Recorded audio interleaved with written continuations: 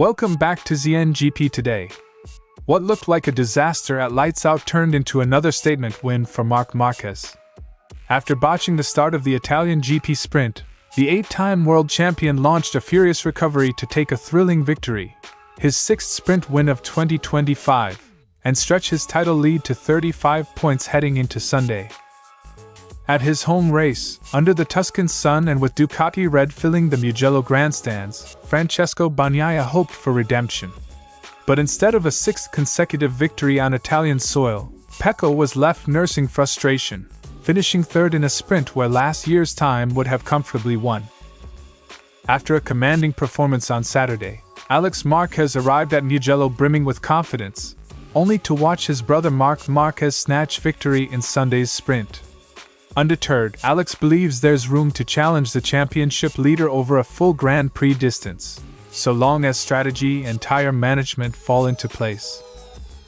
Following Marc Márquez's gritty victory in Saturday's Mugello sprint, Ducati's team manager Davide Tardozzi was caught on camera chastising a section of booing Tifosi. The incident underscores the lingering fallout from Marquez's rivalry with Valentino Rossi, even now that the Spaniard dons Ducati red. Don't forget to click subscribe button and the bell icon for MotoGP news update.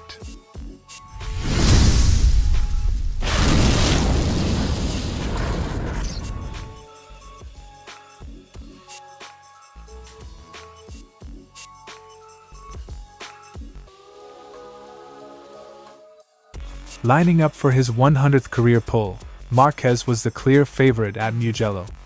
But the moment the lights came on, cameras caught him awkwardly reaching across his Ducati's cockpit, an unusual and costly hesitation that nearly wrecked his race. "I had a big misunderstanding at the start with the launch control. I didn't read the message on the screen well and it was out again," Marquez explained. Believing launch control was armed, Marquez rolled on the throttle too early, only to realize at the last second that the system had disengaged. In a split-second move, he reached over with his right hand to press the button on the left handlebar, losing drive and plummeting toward the mid-pack chaos of Turn 1. From nearly 10th at the start to the lead by lap 4, Marquez's recovery was nothing short of spectacular.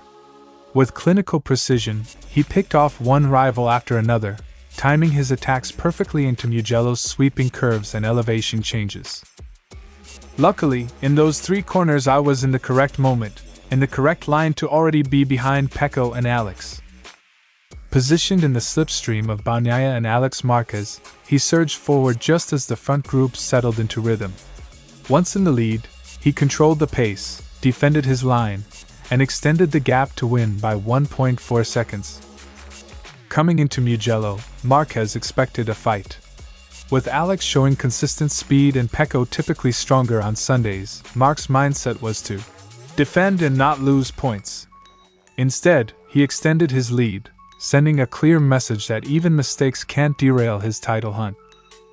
"At the moment we've gained, so this is a good sign." Rather than dominate outright, Marc is showcasing championship-level adaptability, fast enough to lead from the front, but sharp enough to claw back from errors. He's also proving that Mugello, historically not his best venue, is now a battlefield he can master. While the sprint was short enough to mitigate tyre degradation, Sunday's 24-lap main race poses a new threat.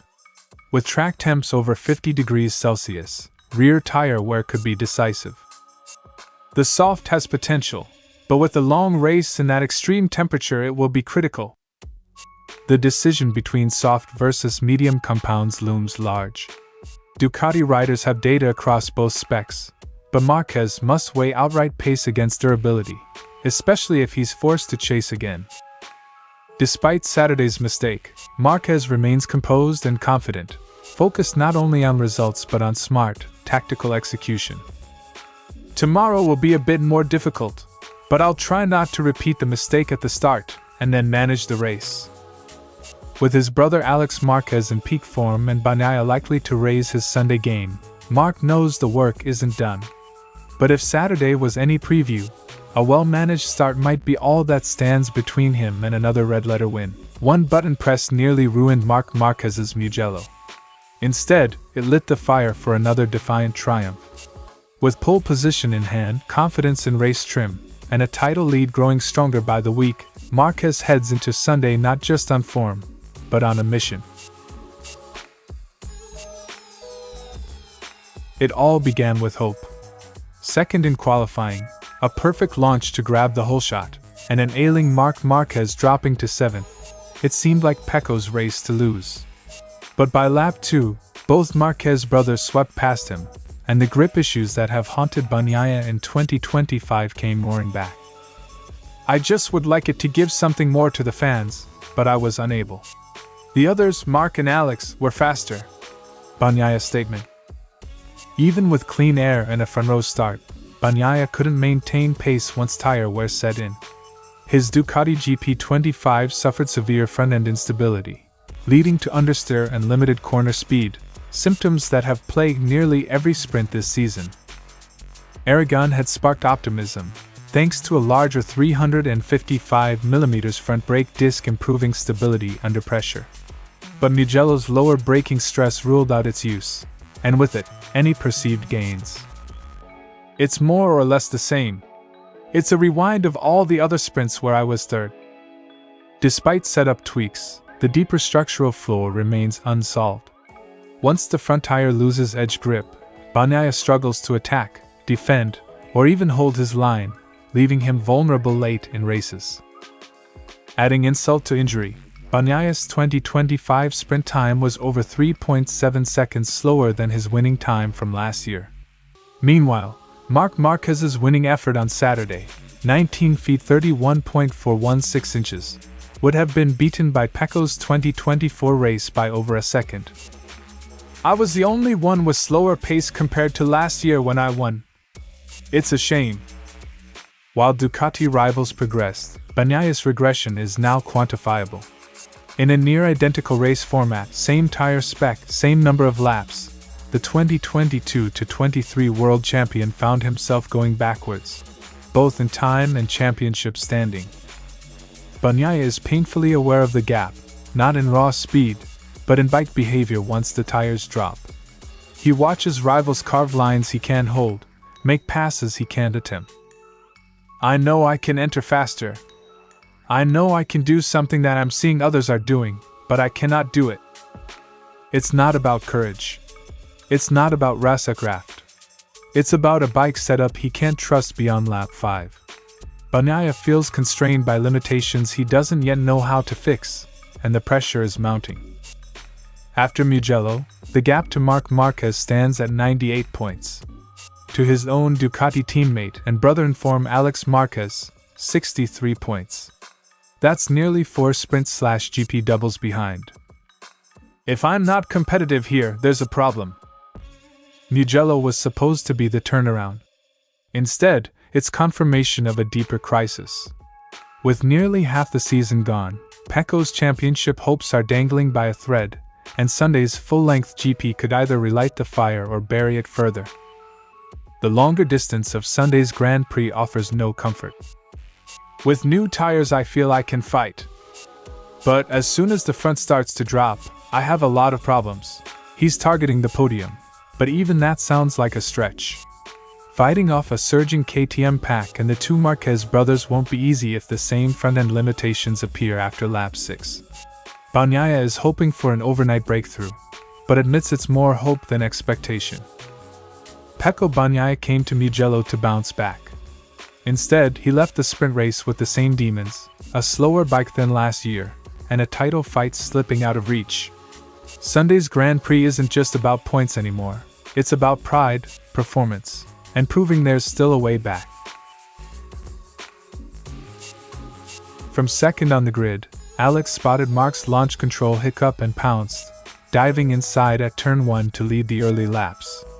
In that instant, he felt victory was within reach. I saw him having problems on the start. I know that here I have some possibilities to fight with Marc. Álex Márquez's statement. That initial burst to the front showcased Alex's aggression and Mugello's propensity for early overtakes. For a moment, the Gresini rider led the race, torquing the throttle ahead of Ducati's factory duo and igniting the home crowd. However, Marc's Racercraft quickly turned the tables. As Álex set his sights on Pecco Bagnaia, Marc swooped around his outside before he could complete the move, leaving Álex to wonder how his brother had timed it so impeccably. He was really clever. When I tried to attack Pecco, I saw that he was already there. That split-second gambit illustrated the subtle blend of pace and intelligence that makes Marc nearly untouchable, especially when it comes to defending against younger rivals. Once demoted, Álex battled rising tire temperatures and a front that threatened to lock up. Pushing too hard in the Mugello heat nearly cost him a high side at turn 5, forcing him to rein in his pace. I decided to control a little bit, because the front tire was getting hotter and hotter. Balancing aggression with conservation is key at a track that chews through rubber. Alex's decision to pace himself kept him on track, ultimately securing second place and a morale-boosting podium. With 2 compounds, medium and soft rear, available for Sunday, Álex knows his choice will dictate his race: start hard and risk early degradation, or hang back and attack later. We need to analyze the tire choice. I'm fast with both, so we need to be intelligent tomorrow. That strategic puzzle underpins every decision in Mugello's high-heat environment. Alex's adaptability on either tire gives him options, but only one perfect window to strike.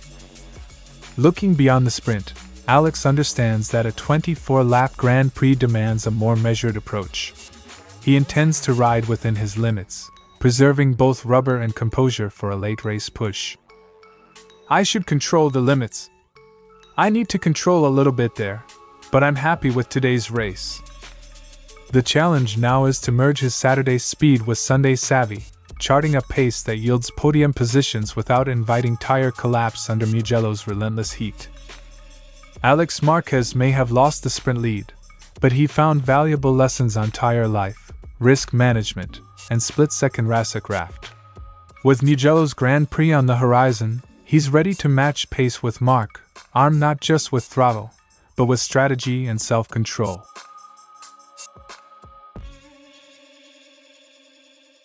After leading from lights out, Marquez crossed the line in first, only to be met with a smattering of whistles and jeers from parts of the grandstands. Cameras picked up Tardozzi storming onto the pitwall podium, finger to lips, demanding silence. "Oh my God, it's red!" Tardozzi said. Pointing emphatically at his Ducati-branded shirt, Tardozzi reminded the crowd that Marquez is no longer a rival but a factory rider whose success should be celebrated, not derided. Marquez's uneasy relationship with Italian fans dates back to his infamous 2015 clash with Rossi in Sepang, an event that Rossi argues cost him his 10th world title. Despite Rossi's retirement, the narrative endures, stoked each time Marquez stands atop an Italian racetrack. Mugello has often felt hostile to Marquez. In 2016, security was increased amid threats on him, and then champion Jorge Lorenzo. Rossi's continued insinuations, most recently on a podcast, have kept the tension simmering in the paddock and the stands alike. Tardozzi's immediate defense of Marquez speaks to Ducati's internal solidarity. As a team boss responsible for rider well-being, he moved swiftly to quiet the crowd, an unusual but pointed gesture that left no doubt whose side he's on. His "It's red" refrain wasn't just about colors, but loyalty, once a rival, now family. And Ducati does not tolerate its own being disrespected, especially on home soil. This weekend, Rossi was in attendance representing his VR46 squad, his mere presence enough to reignite fan passions. Although he scaled back racing commitments, last week's Le Mans outing famously ended with mechanical heartbreak. His legacy in Italy remains potent. Rossi's shadow still looms large at Mugello. Even off-track, his opinions echo in the terraces, ensuring Marquez's integration into the Ducati fold faces more than just technical challenges. Marquez himself remained composed after the race, offering gratitude to those who cheered while acknowledging the dissenters as part of the spectacle. He's no stranger to polarized receptions, yet his performance continues to demand respect. Having conquered Aragon, and now Mugello's tricky atmosphere, Marquez seems poised to turn critics into believers, provided he keeps winning in red. Davide Tardozzi's rebuke on Mugello's main straight was more than a protective instinct, it was a statement of intent from Ducati. As Marquez cements his place in red, the Tifosi's boos may grow quieter, or at least prompt louder defenses from his new team family. Either way, the saga between Marquez, Rossi's admirers, and Ducati Red remains one of MotoGP's most captivating storylines. Thanks for watching ZNGP today, and this is your MotoGP news update. And see you next time!